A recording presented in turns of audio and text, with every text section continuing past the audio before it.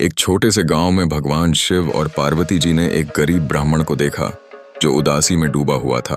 उसकी झोपड़ी के सामने बैठकर उसकी आंखों में जीवन की उम्मीद खत्म होती दिखाई दी। भगवान शिव ने अपनी दयालुता से उससे पूछा, हे ब्राह्मण, तुम इतने उदास क्यों हो?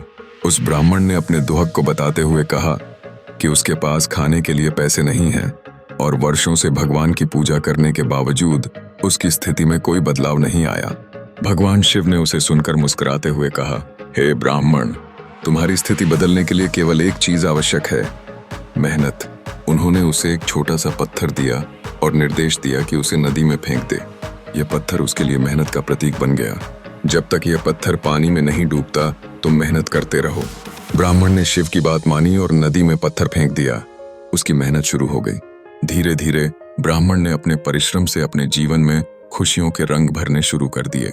उसकी मेहनत रंग लाई और उसकी स्थिति में बदलाव आने लगा। उसे यह एहसास हुआ कि भगवान शिव की दी गई प्रेरणा और उसके अपने परिश्रम ने ही उसे सफलता की ओर बढ़ाया। जब वह फिर से महादेव के पास गया और धन्यवाद कहा तो शिव ने मुस्कुराते हुए कहा, हे ब्राह्मण, तुम्हारी मेहनत ही तुम्हारी सफलता का राज है।